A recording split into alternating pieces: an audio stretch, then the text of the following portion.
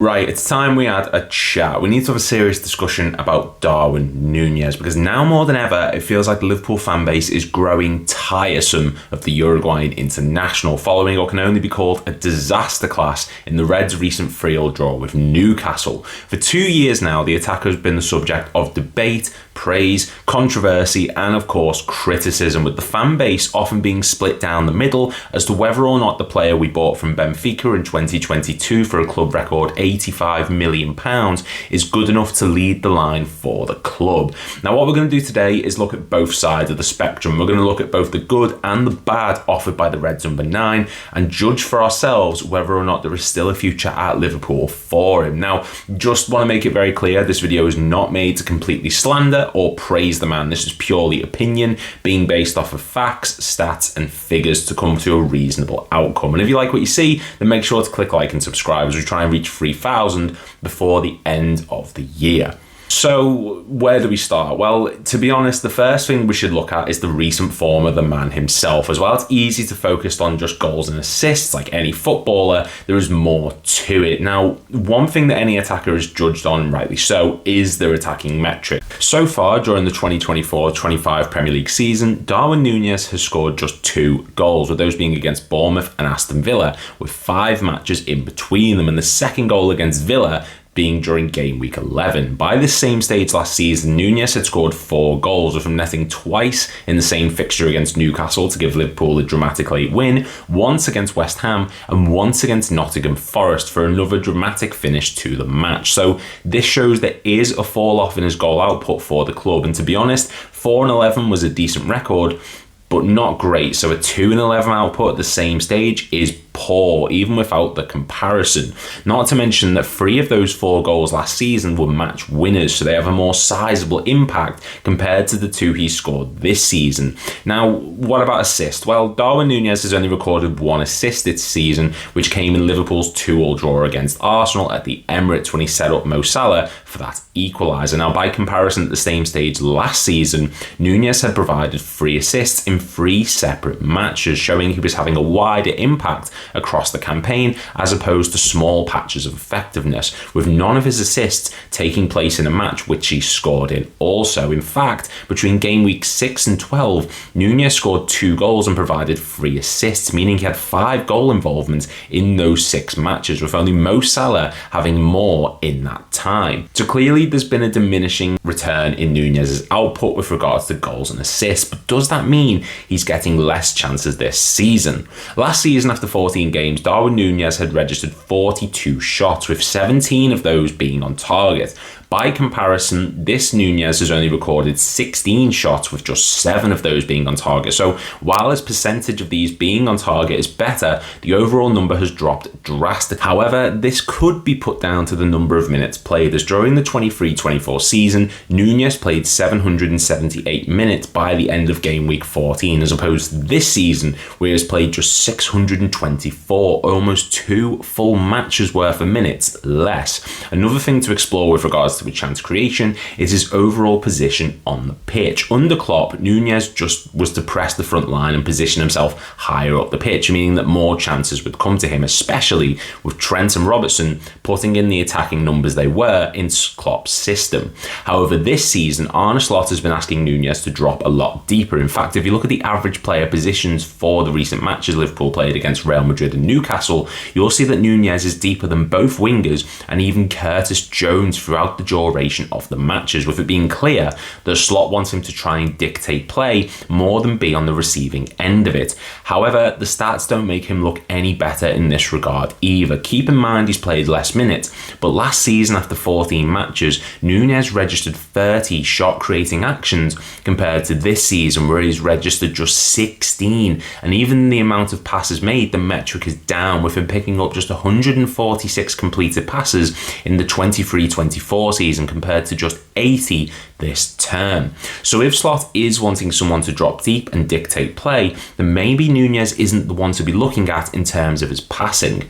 But what about his progressive carries and passes? While Nunez isn't the most elegant on the ball in terms of passing and composure, he is a powerful runner with the ball and is very physically imposing. Well, this doesn't particularly look great either. Last season, Nunez had produced 23 progressive carries, 3 of which came against Manchester City at the Etihad, while this season he is on just 12, with a third of those coming in one match against Bournemouth, and him only picking up 6 in the 7 matches since then. And in 3 of those matches, he played the full 90 minutes, only playing below 60 in one of them, which was a late cameo against Manchester City at Anfield. Now, one thing people need to consider is the style of play that both managers utilised. Under Jurgen Klopp, Liverpool's main identity was aggressive attacking football, meaning that chances were coming thick and fast for the striker, which is maybe why his attacking numbers are somewhat inflated last season compared to this season. But this is an issue considering that Arne Slot does not play this up-tempo quality of football unless on the counter-attack, which we have devastated teams with this season. On the counter-attack, Nunez has had moments of brilliance and moments of madness. Sometimes he can misplace his passes or make the outright worst decision, even if we're in a 4-on-1 situation. But sometimes, like we saw in his assist against Arsenal, he can be very astute when it comes to his decision-making in the quick moments. And this season, there has been a big impetus on getting the ball out wide from the striker, with him switching play 6 times during the 24-25 season compared to last season, where at the same stage he hadn't switched play once and had actually only switched it 6 times across the whole campaign. Now, the main defence people use when mentioning Darwin Nunez is that he will constantly press the opposition side and has bundles of energy, which the fan base absolutely love. If you've ever been to a match at Anfield when Nunez closes down the other team's defenders, then you'll recognise the reaction of the crowd when he does this, and this season that has been more prominent. Last campaign, Nunez made 16 recoveries of the ball, i.e. when the ball is loose, Nunez was the first to it 16 times, whereas this season he has made 22 recoveries. Also, he's been more aggressive and victorious with regards to his tackling, with him winning 12 this season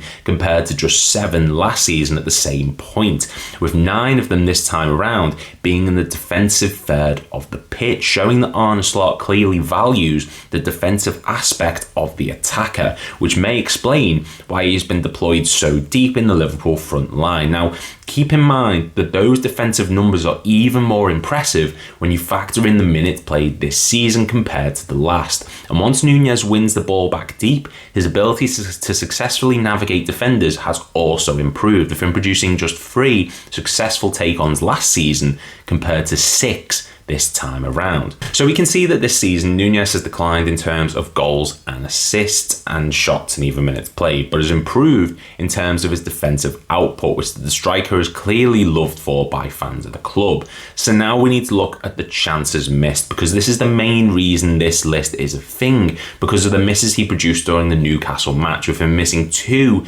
big chances which could have sealed all 3 points in a game which Liverpool probably deserved none.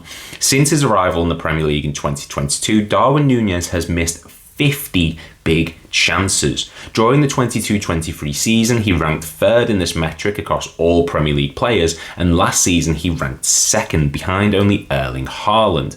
And while people will say, well, Haaland missed more, yes, but at the same time, Erling Haaland scored 27 goals last season, and the season before, he scored 36. Marcus Rashford, who missed the 2nd most big chances in the 22-23 season, scored 17, compared to Nunez, who only scored 9. So while he is missing chances, he isn't backing it up with regards to the goals scored. And while a record of 22 goals and 12 assists in 76 Premier League games isn't the worst, it's not what Nunez was brought in for. He is a man who's played to score goals, and it feels now more so than ever like there's an over-reliance on the likes of Mo Salah and Luis Diaz. If we wanted a deep playmaker who could provide for the wide players, then we should have stuck with Bobby Firmino for this ability, and not someone who likes to be direct and aggressive with regards to his approach, who wants to be on the receiving end of chances. Nunez has suffered since he signed due to joining Liverpool in the same transfer window that Erling Haaland joined Man City, and seeing how the Community Shield that season went,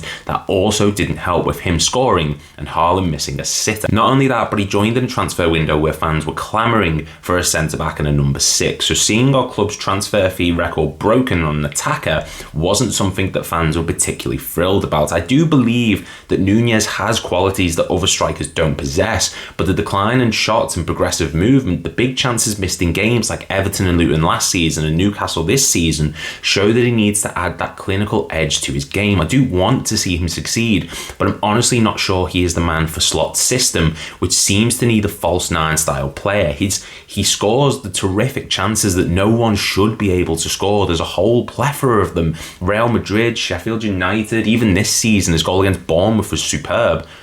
But he misses the easy chances that win you games. The Newcastle misses were really bad. And like I said earlier on, this isn't slander and this isn't aimed to get Nunez out of this club in any way, shape or form. If anything, I want him to succeed. But he does need to step up in those big moments. Let me know in the comments down below what you guys think, and please make sure to click like and subscribe for more football and content as we're trying to get to 3,000 by the end of the year. Thank you very much for watching, and I'll see you all in the next video.